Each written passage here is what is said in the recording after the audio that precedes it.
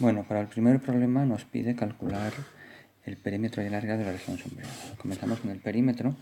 Para calcular el perímetro voy primero a calcular la longitud. Vamos primero a calcular la longitud de esa curva, que es un arco de circunferencia.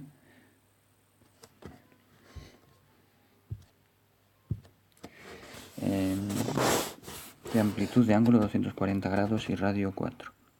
Por tanto, su longitud, si le llamamos L1, L1 va a ser 240 partido 360 por longitud de la circunferencia completa, que es por 2 por pi por 4. Si hacéis esa cuenta, eso queda 16,7 metros aproximadamente. L2, vamos a ponerla en rojo, y la segunda parte del perímetro es ese segmento. Para calcular la longitud de ese segmento hay que darse cuenta de que si consideráis la mediatriz del segmento PQ, que pasa por el punto C, pues eso es un ángulo recto. Si llamamos a este punto R, este ángulo va a medir 60 grados y por tanto este ángulo mide 30 grados. Es un ángulo 30, 60, 90, de manera que el cateto menor, que es el segmento CR, resulta que CR mide 2. Y si llamamos X al segmento RP, Pitágoras nos dice que 4 al cuadrado es igual a X al cuadrado más 2 al cuadrado, de donde X resulta ser la raíz de 12. Y por tanto L2 es 2 raíz de 12, o lo que es lo mismo 4 raíz de 3. Por tanto, la longitud total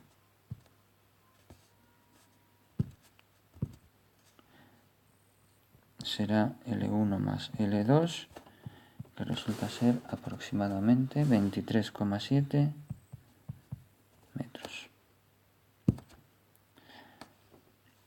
Para calcular ahora el área, ya hemos descrito los objetos geométricos. El área del sector circular, vamos a llamarle A1, es un sector circular de nuevo de ángulo 240 y radio 4. Por tanto, su área será 240 partido por 360 por pi por 4 al cuadrado, y eso es 32 pi partido por 3, que se puede aproximar. No estamos pidiendo la solución exacta.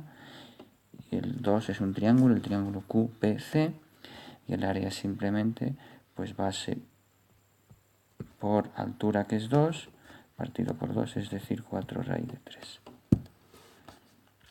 Por tanto, el área total será A1 más A2, que resulta ser 40,4 metros cuadrados. Pasamos ahora al problema 2. El problema 2 decía simplemente: escribe la definición de ángulo central, el apartado A. En la teoría la vimos, tenéis el resumen de definiciones, y un ángulo central es simplemente un ángulo que tiene su vértice en el centro de la circunferencia. Punto. El apartado B nos pide demostrar que ese cuadrilátero de la figura es un trapecio isósceles. Fijaros que para demostrar que es un trapecio isósceles hay que demostrar primero que AD y BC son paralelos, y segundo, que es isósceles, es decir, que la longitud de AB es igual a la longitud de DC. Y hay que demostrar las dos cosas, no las sabemos. Vamos a empezar por la 2.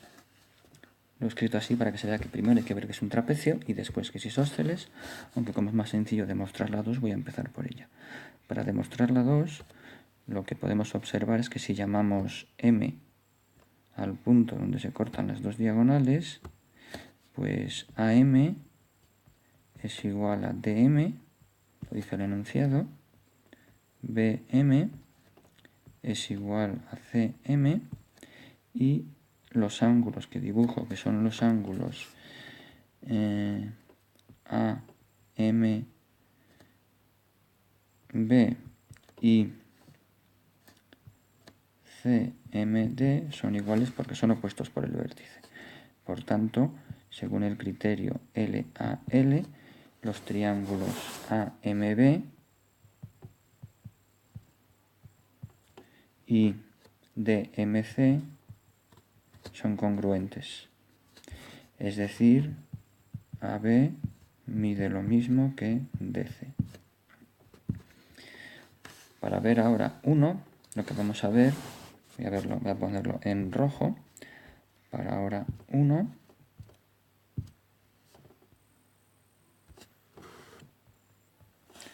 pues lo que vamos a ver es que el ángulo que estoy poniendo en rojo en la figura, los ángulos que he puesto en rojo en la figura son iguales. Según vimos en la teoría, si esos ángulos son iguales, el criterio de los ángulos alternos internos nos dice que las rectas AD y BC son paralelas. Entonces, para ver que esos ángulos son iguales, lo que hay que ver es que cuánto mide el ángulo, por ejemplo, que medimos X arriba. Perdón. Si llamamos este ángulo de aquí es X y el ángulo de abajo también es X, son iguales porque son opuestos por el vértice.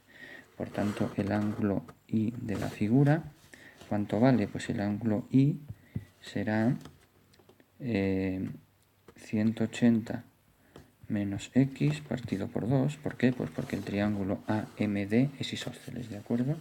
¿Y cuánto mide el ángulo Z de la figura? Pues como el triángulo BMC también es isósceles, ese ángulo también es 180 menos X partido por 2. Por tanto, esos dos ángulos son iguales.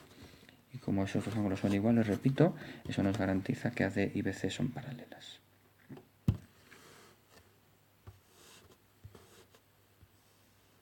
Bueno, el problema 3, el primero es el problema de ángulos que veis a la izquierda. Vamos a empezar por él, pintando en azul. La primera observación, podemos prolongar ese segmento considerando este segmento. Y si ponen este ángulo, que es el suplementario de 23, resulta ser, mide 57 grados, ¿de acuerdo? Como ese ángulo mide 57, podemos completar el triángulo. Este es el tercer ángulo del triángulo y ese ángulo va a ser pues 180 menos 24 menos 27, que haciendo la cuenta resulta ser 99. Pero entonces este ángulo, que es el correspondiente al X, es igual que X porque son correspondientes. Ya nos dice que X es simplemente 81 grados, que es lo que queríamos. El dibujo es incorrecto, ¿de acuerdo? Hay una errata en este dibujo, pero las cuentas son las que nos deben asegurar que el ángulo mide 81, aunque en el dibujo no lo parezca. Vamos ahora con el apartado B, que voy a completarlo en rojo para que no haya confusiones. Bueno, el ángulo RSP es el ángulo central correspondiente al RQP y por tanto mide el doble que 75, es decir, este ángulo mide 150 y por tanto este otro ángulo, que es el suplementario, pues medirá 210. Ahora, como los cuatro ángulos del cuadrilátero suman 360 grados, lo que tenemos es que A más B más 75 más 210 es igual a 360, de donde A más B es igual a 75 grados.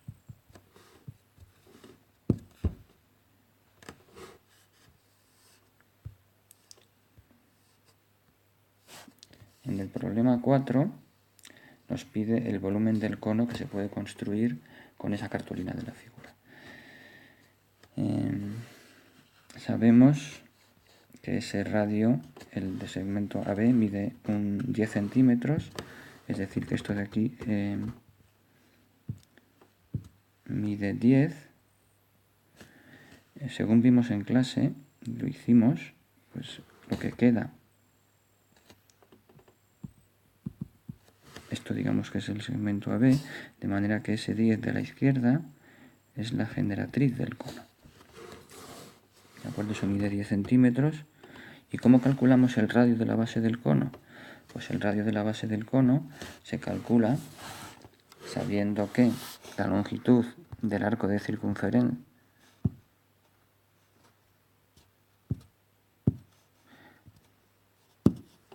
la longitud del arco de circunferencia que voy a pintar en rojo, que es este de aquí, la puedo escribir de esta forma. ¿Y aquí cuánto vale? Pues tenemos un arco de circunferencia cuya longitud es 290 partido 360 por 2 por pi por el radio, que es 10. Eso va a ser igual a la longitud de la circunferencia de la base del cono, que es simplemente 2πr. De aquí directamente sale r, que resulta ser 805 aproximadamente. Para calcular el volumen ya solo nos hace falta la altura.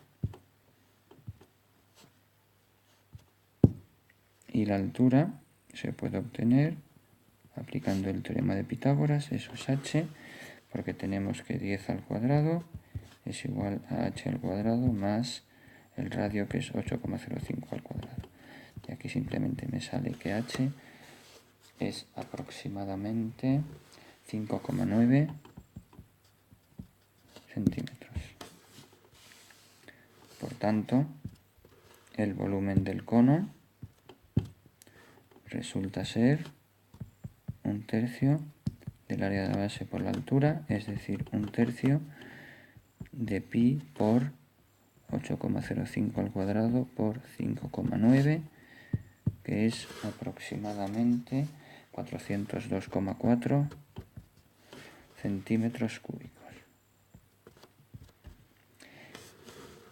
El apartado B nos dice que queremos meter ese cono en un cilindro. ¿Cuál es el área total del cilindro? El tubo de cartón más pequeño donde cabe. Vamos a dibujar más o menos. Dibujar aquí en la tableta no es del todo fácil, pero más o menos lo que nos están diciendo es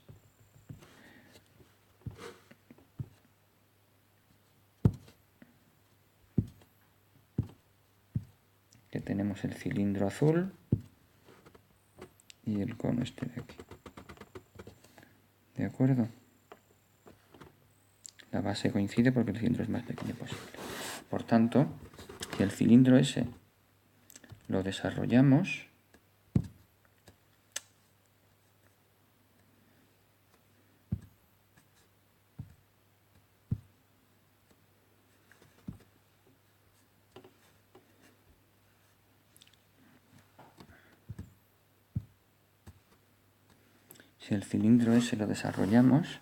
pues nos piden el área, será un rectángulo, y además tenemos las dos bases que no nos podemos olvidar de ellas. ¿Cuánto mide la longitud de esa base del rectángulo? Vamos a llamarle b. Pues es la longitud de la base del cono, que es 2πr, y la hemos calculado antes, y la altura del cilindro es la altura del cono, que también hemos calculado antes. Por tanto, el área del cilindro va a ser 2 por pi por r, que es 8,05 por 5,9,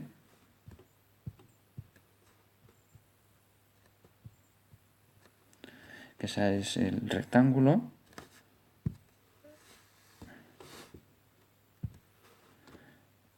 más 2 veces el superficie de la base, que es pi por el radio de la base. Y el radio de la base es el radio de la base del cono, que a ver si lo encuentro, era simplemente 8,05 al cuadrado. Y eso es aproximadamente la respuesta total, ya 707 centímetros cuadrados. Y vamos por último con el problema 5, el problema de probabilidad. Tenemos una caja con 5 bolas azules numeradas del 1 al 5. Vamos entonces a empezar con las azules y se extraen sin reemplazamiento. Para ver la caja azul, pues lo que tenemos es, vamos a hacer una tabla en azul, como corresponde a la caja azul, y tenemos entonces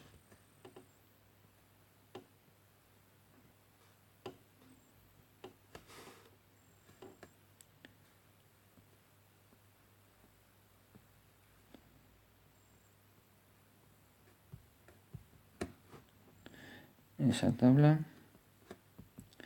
Vamos a poner la suma. Fijaros que no se puede sacar dos veces la bola del 1, con lo cual en la diagonal, y lo mismo la del 2, en la diagonal no va a haber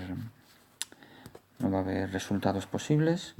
Vamos a poner en otro color para que quede claro. Aquí la suma, aquí la suma es 3, la suma es 4, la suma 5, la suma 6, la suma 3, 4, 5 y 6, 5, 6, 7, 5, 6, 7, 7, 8, 7, 8, 5 y 4 son 9.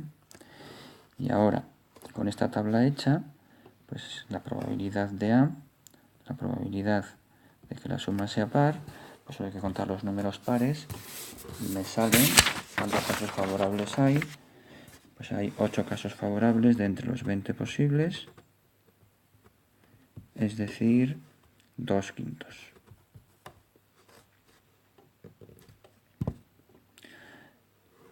El suceso B es el suceso, la suma de los números de las bolas rojas es par. En la caja roja hay 4 bolas. Entonces, para calcular la probabilidad de A unión B, necesitamos el suceso B. La probabilidad de A unión B, vamos a calcularla con la fórmula del principio de inclusión-exclusión, que me dice que la probabilidad de A unión B es la probabilidad de A más la probabilidad de B menos la probabilidad de A intersección B. Como A y B son independientes porque los dos son de cajas distintas, no hay ninguna influencia de uno en el otro, está claro que la probabilidad de A intersección B es el producto, por tanto lo único que no conocemos en toda esa expresión es la probabilidad de B. Vamos a calcular entonces la probabilidad de B y para ello vamos a dibujar en rojo la misma tabla para la caja roja, que tiene solo 4 posibles resultados. Es una tabla un poco más pequeña. Ahí están 1, 2, 3 y 4. Y 1, 2, 3 y 4. Y si ponemos ahora en negro los posibles valores, las sumas, pues son 3, 4 y 5. 3, 4 y 5. 3 y 5 y 6. 5 y 6. Y por último 7 y 7. Si ahora calculamos la probabilidad del suceso B, el suceso B es la suma de los números de las bolas rojas es par. Igual que antes, se reduce a la fórmula de Laplace, casos favorables partido por casos posibles. Y en este caso, la probabilidad de B es 4 partido por 12, es decir, 1/3. Por tanto, la probabilidad de A unión B es la probabilidad de A, que era 2/5, más la probabilidad de B, que es 1/3, menos el producto de las probabilidades, que es 2/5 por 1/3, y el resultado final es 3/5.